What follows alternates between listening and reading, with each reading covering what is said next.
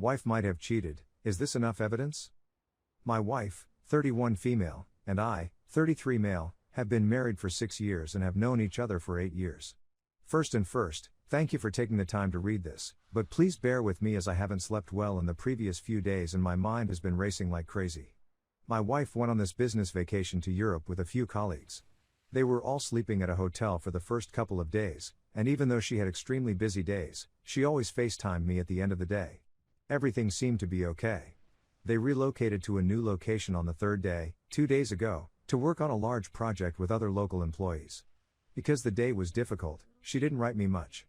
She texts me 4 hours later, at 11 p.m., their time, saying she's heading to the sauna with her female roommate, let's call her V, she's from overseas.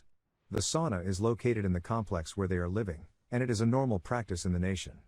But, considering their long day, it's much too late for that.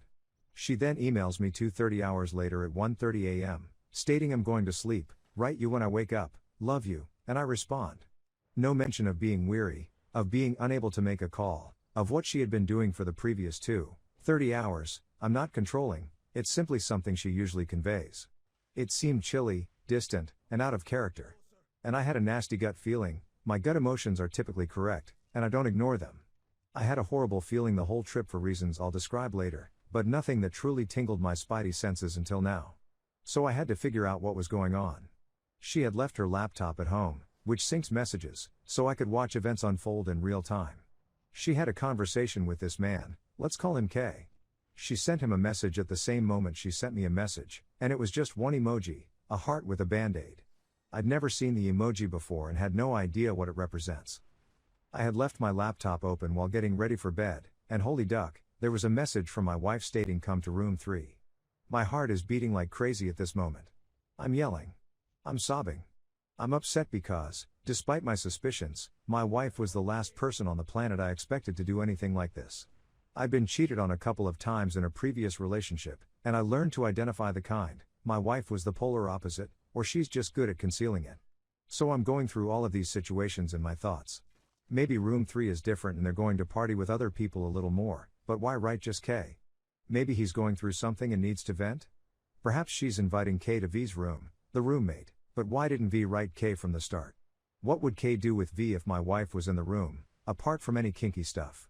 Is my wife even sharing a room with V? She informed me she was a week before she departed, but they may have switched? While my thoughts are racing, I see that K's message has not been delivered. Perhaps he doesn't have a battery. K writes going there an hour later. The message is left unread. So I'm guessing she's sleeping and he'll knock on the door before returning to write her back. But the message remains unread for the next 7 hours, during which I push myself to stay awake since it's the only way I'll be able to see anything happen. Then, in real time, I witness the whole post being removed. At this point, the few plausible options I had in my thoughts have vanished. 1 hour later, my wife emails another employee to let him know she has K's phone. K and my wife don't write to each other all day. Now, the reason I had a horrible feeling the whole trip was because my wife, a buddy, and I had gone out for drinks a few weeks before and met her colleagues. I'd met a handful of them before, but never K. I'd only heard of K in passing, and I don't believe she even works directly with him, which explained why I'd always hear a lot more about the other employees.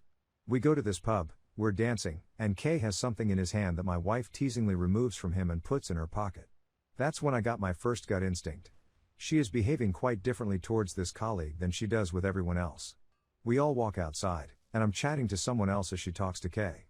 She's so near that she accidentally brushes his arm for 2 seconds too long. They hugged a few minutes later. I'm irritated because she's been overworked, going out with her colleagues, and expressing minimal love towards me all week, but she's doing it to this man. When we go home, I tell them I'm going to sleep on the couch. She exaggerates things, how dare you, puts her belongings in a bag, and claims she's heading to a hotel. It's too late, and no hotel would check her in, so I tell her to go ahead. She walks away, but I don't hear the downstairs door shut. She forgot to bring her iPad, on which she was signed onto Instagram. I'm not proud of it again, but I had to see what was going on. I saw a post where she was planning a drink with another man she hadn't seen in years, but it didn't seem suspicious. As far as I know, they've always just been friends. And then I watch it getting removed in real time, and I become very up on it, missing other threads being deleted that I didn't have time to read. I texted her about these plans since I was inebriated. She first claims that he is just interested in seeing her acquaintance. That's a lie, I told her. Then she claims they didn't make any arrangements. I informed her that I had seen the texts.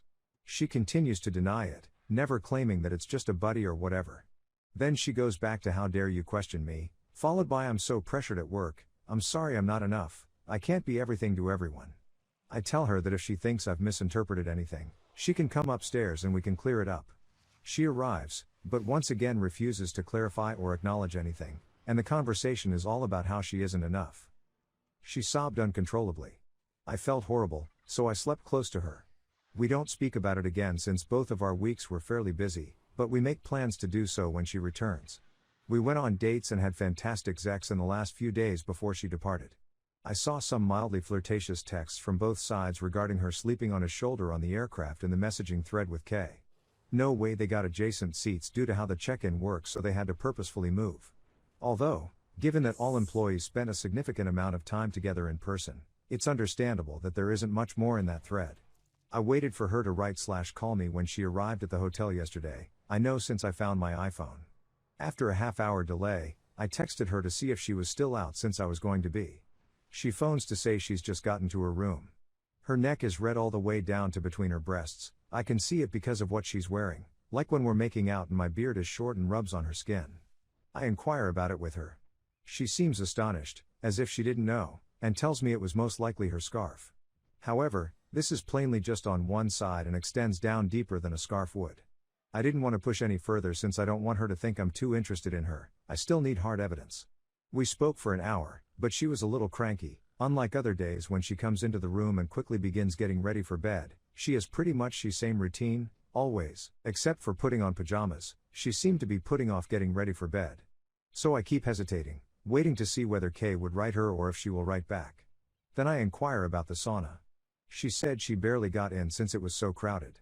Then I question her about additional things, and they don't seem to match. I've been up for more than 36 hours at this time, so I was recording the conversation in order to make sense of it afterwards. We hung up the phone. I eventually fell asleep. Sleeping has never felt better. I awoke this morning. There were no texts exchanged between Kay and my wife. A few hours later, she FaceTimes me. I'll write you whenever I can, she replies, apart from a short check-in. If I don't, it's because there's a lot going on and it's difficult to balance being here and being there. It's not because I'm doing something else, as you would imagine. Thank you for making it this far. My mind has been racing these past few days, there's so much I'm not sure of, but divorce has been on my mind at all times. We intended to purchase a home and have a child the following year. Even if nothing else occurred, she breached my confidence by saying she was going to sleep and then invited Kay to her room. Even if that hadn't occurred, she abused my trust by establishing a deeper friendship with Kay over my objections.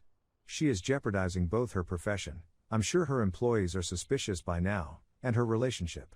And I can't live the rest of my life looking at everything as a possible sign of cheating. She had 2 symmetrical spot bruises on her thighs that I only noticed a couple of days after she went out with her coworkers, that she couldn't explain and I certainly didn't cause, or feeling compelled to snoop.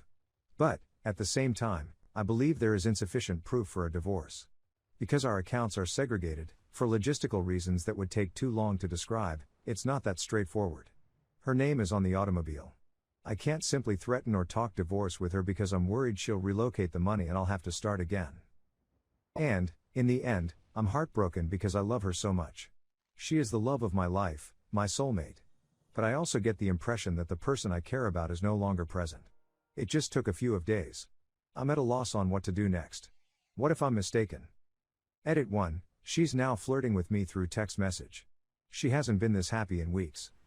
Edit 2, I failed to explain that she's been working from home since she started with the firm in January, so she's only seen her colleagues in person about a dozen times.